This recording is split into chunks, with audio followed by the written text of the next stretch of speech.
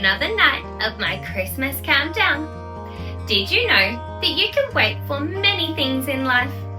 Like waiting for Santa to come. But you can't wait for an adventure to begin. Are you excited for me to share one of my favorite stories with you? It's called The Snow Dragon. Have you heard it before? If you have, you'll know this book is packed with lots and lots of wonderful magic. And if you haven't heard this story before, well, now's your chance to snuggle down and join the magic with me. The Snow Dragon. Are you ready, little dreamers? Let's dive in to tonight's Christmas countdown adventure together. The Snow Dragon.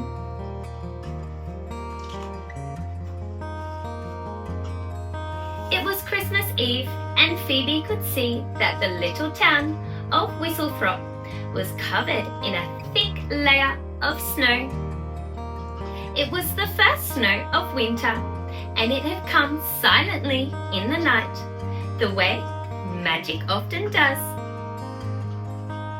To Phoebe, the snow felt like a promise that today might be different from all the other days, and that, just possibly, there might be even more magic waiting for her. Phoebe lived in Griselda Bone's home for strays, where the strays were children and the home was, in fact, an orphanage. Once you were in, you were very firmly in, until Miracle Day, that was.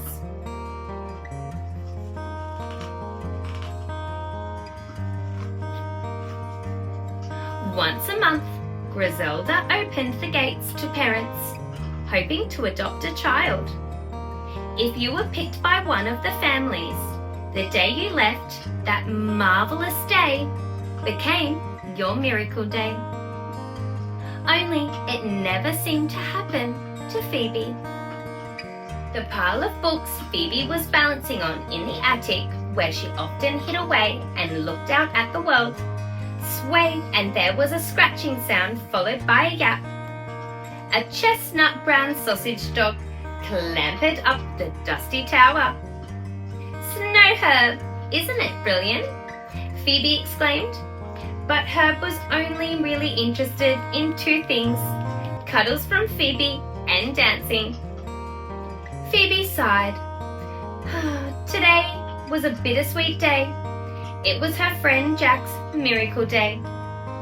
Phoebe was happy that he was going to live with a real family. But not even Herb's pirouettes could distract her enough to forget that with Jack gone, she would be the only child left at the orphanage. "It's just you and me now, Herb." And then, even though she knew it was against the rules, Phoebe whispered, "Come on, if we're real quick, we'll have time to wave Jack off and hurry back here before Griselda finds us."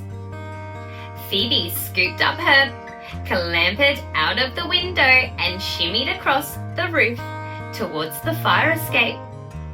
They hurried down the ladder and raced to the front of the orphanage, just in time to see a car pulling away. Jack looked over his shoulder and Phoebe waved through the gates. Her friend's eyes lit up. "I miss you," Jack shouted. Phoebe stood before the tall, dark gates. There was a low and a very loud growl. With a sinking heart, she turned around. A large, grumpy dog stood on the gravel. There came another growl. "Slobber, where have you got to?" A woman appeared, short and stocky, with shoulders that gobbled up her neck.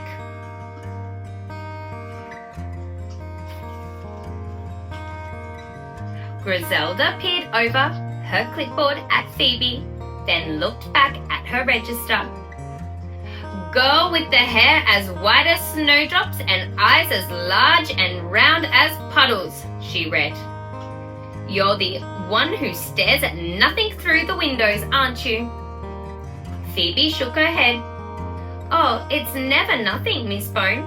There's always something to see." Griselda swelled up inside her suit.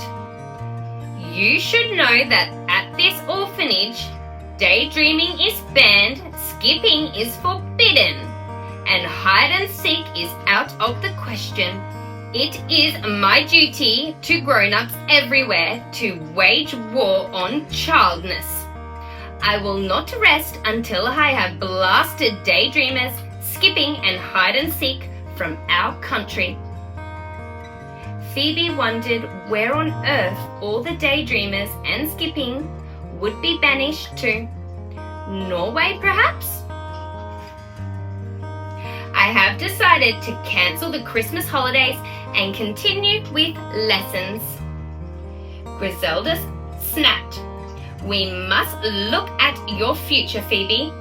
There is algebra there and fractions, grammar and spelling." And before Phoebe could reply, Griselda was off, dragging her into the orphanage, then flinging open a door which led into a cold, bare classroom. "Sit," she barked. "We will start with grammar." It's not very nice. Phoebe tried to ignore Herb's samba in the doorway, but began completing the sentences in front of her. "Snow falls quietly, but if you listen hard, there is a whispering, slumping sound. Food is mostly good, jelly is sometimes funny.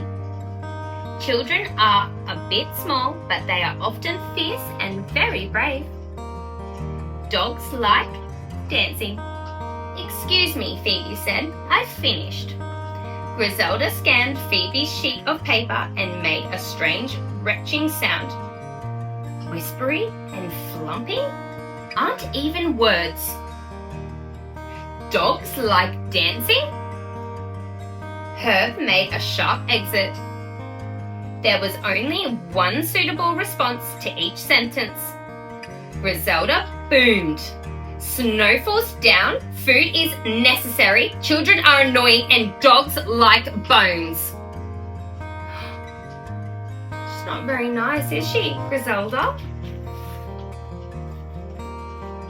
Phoebe hung her head.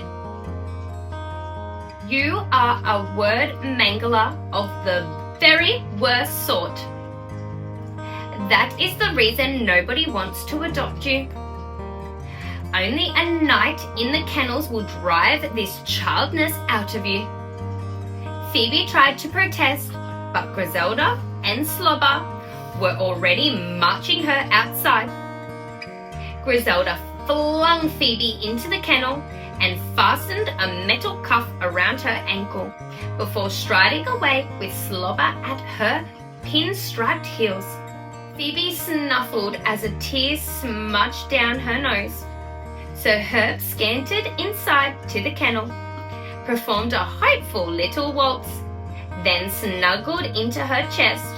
And whilst families laughed and sang and played beyond the orphanage walls, Phoebe and Herb watched their Christmas Eve drain away. But then, tiny white flecks started to fall from the sky.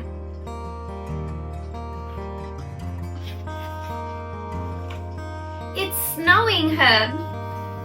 I reckon this chain's long enough for me to climb outside. We could build a snowman." They rolled a ball of snow back and forth, and after a while, Phoebe stood back and beamed. "He's like a guardian, Herb. Someone to watch out for us this Christmas." She paused. "He's possibly a little bit magical too." And as the girl and the sausage dog looked, they had the strangest feeling that maybe there was something more to their guardian than first met the eye. Hours passed and Phoebe lay shivering in the kennel. Then, just as she was about to fall asleep, a movement caught her eye. It was nothing much, only the feeling of an image half glimpsed. When Phoebe looked again though, she saw that something extraordinary was happening. The snowman was changing. Ribbons of snow were twizzling free and spinning in the air until they rose before the kennel in a swirl of glittering silver. It can't be, Phoebe whispered. I wonder what it is. Right there in the grounds of the orphanage was a dragon, and its snow-carved body glinted in the moonlight. Then the dragon spoke. His voice was soft and feathery, and he simply said, "Hello." "Hello," Phoebe found herself replying. "I'm Phoebe and this is Herb." The dragon wiggled his enormous ears. What fine names for adventures!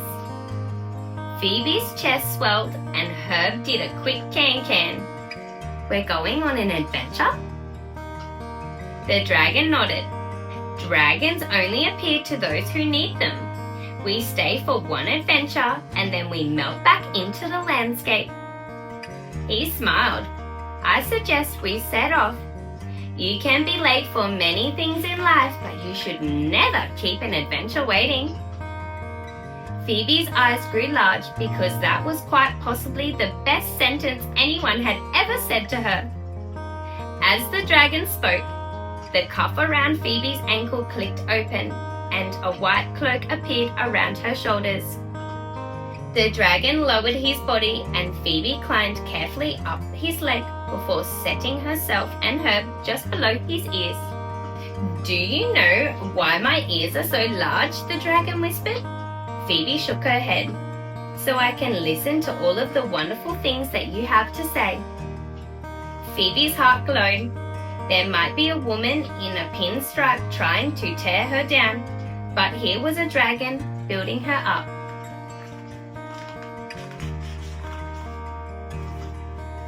The dragon lumbered forward.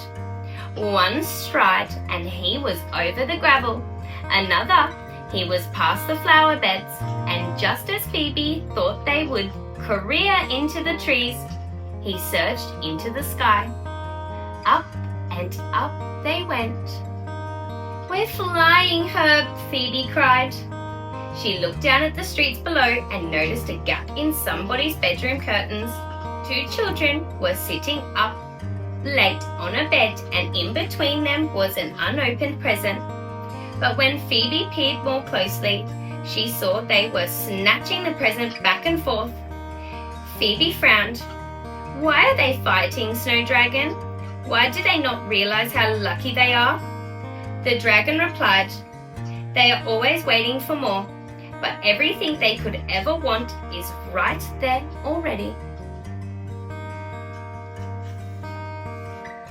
The dragon raced over country lanes dusted with snow and lakes locked in the cold. Hard gleamed of ice. "What do you like best in the world, Phoebe?" asked the dragon. Herb gave a little bark from her lap. "Other than Herb," Phoebe said, "I love trees and mountains, though I've only seen them in books, and I think the sea looks very promising too." The dragon chuckled. "We'll go north, then, where the forests are bigger, the mountains are higher, and the seas are deeper." And north they went, the dragon's wings shredding through the pearly night. He dived over a forest, breaking just before the canopy, and Phoebe stuck her arm in to grab a fistful of snow. She smiled. Here she was on the back of a dragon, exploring an untouched kingdom of snow and ice.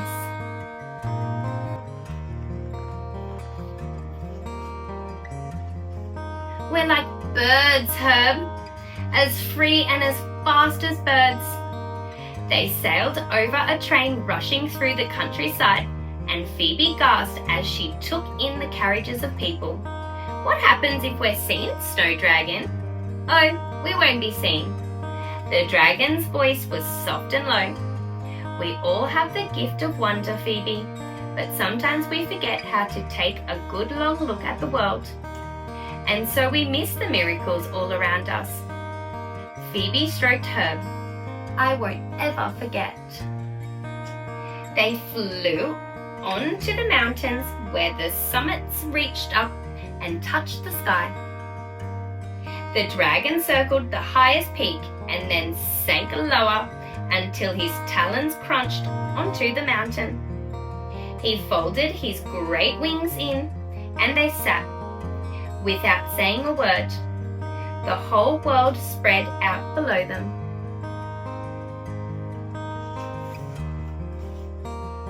Then, into the silence, the sky began to change. Strands of green shimmering between the stars, and then waves of purple rolled through, sending new shades twirling across the sky. It's the Northern Lights, isn't it? Phoebe swallowed in disbelief. Would you mind if I howled? It's just all so wonderful, Bull. The dragon's wings twitched and Phoebe suddenly worried that he was annoyed. She had accidentally mangled another word. But the dragon only smiled. I was thinking just the same thing. Howling on 3? Phoebe nodded. Then she emptied her lungs into the mountains and the sky, and the dragon howled and a herb barked. And for a few moments it was just the 3 of them, sending their voices out into the wilderness as if they were a part of the ice, and the rocks, and the swirl of the colours around them.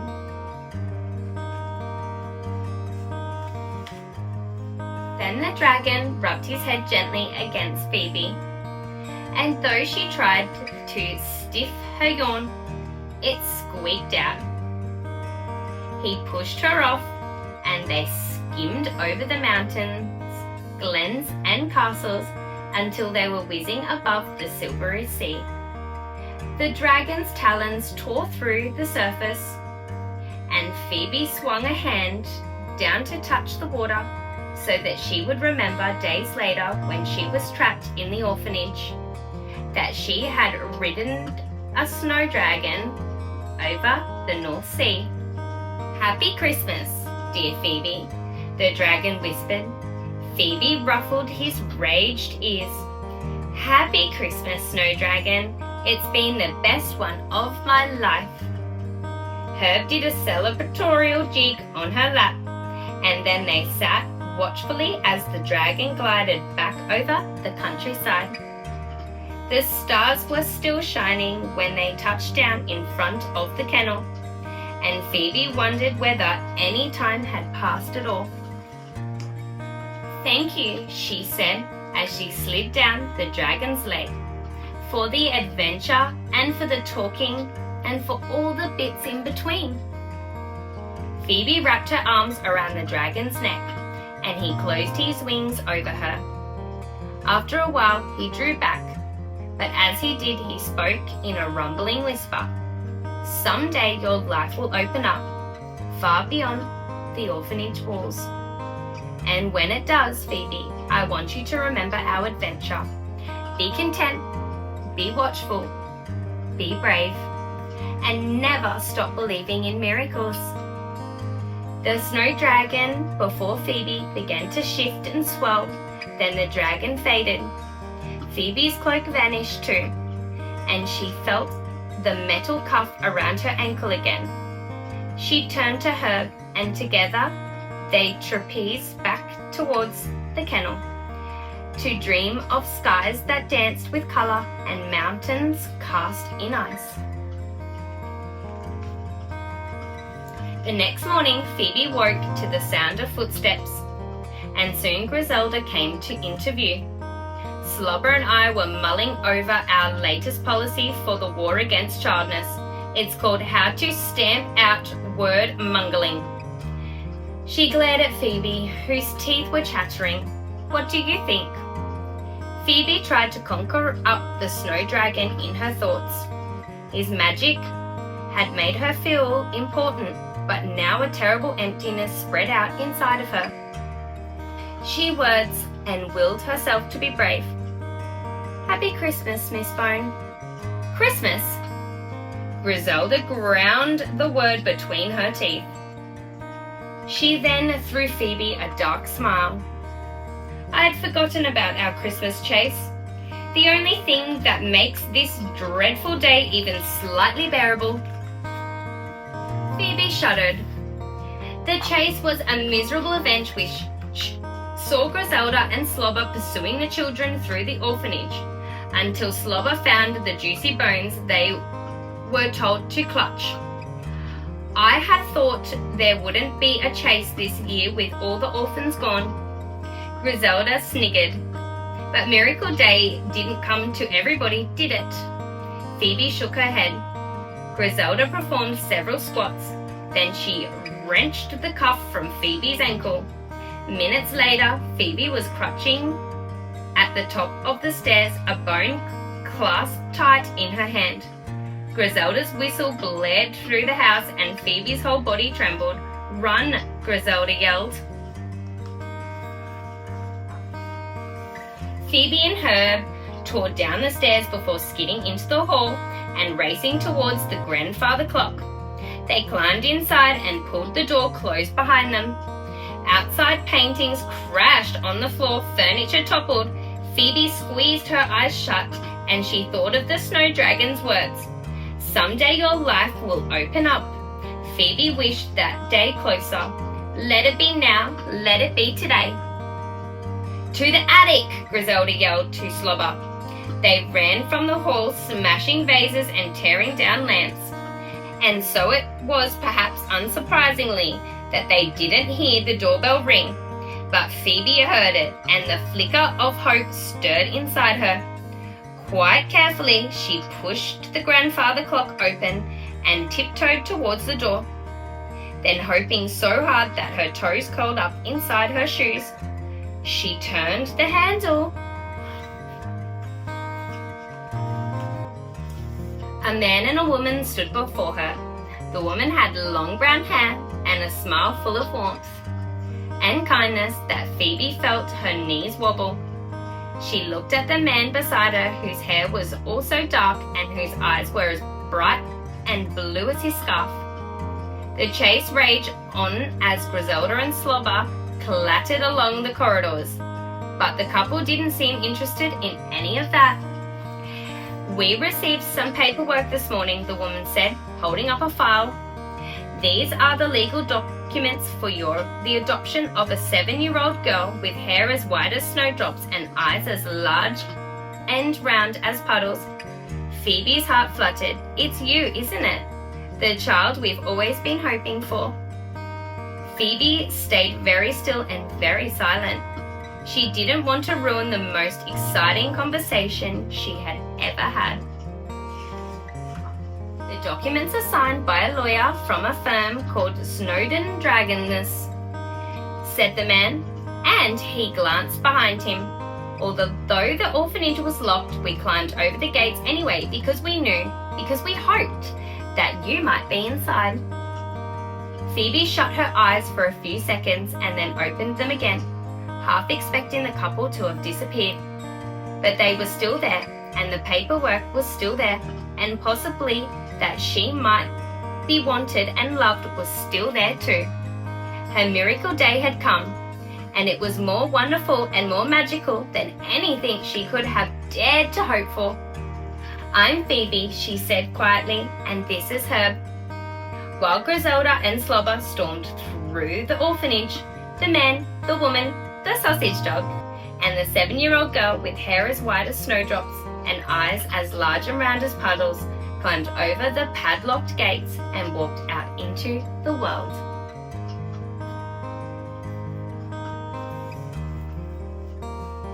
There you have it, little dreamers. I hope you enjoyed tonight's story. I'm so glad that Phoebe's miracle day came in the end. I hope this book reminds you to appreciate all of the family and love that you have this Christmas. Stay magical and be kind, little dreamers. I'll see you tomorrow night. Bye!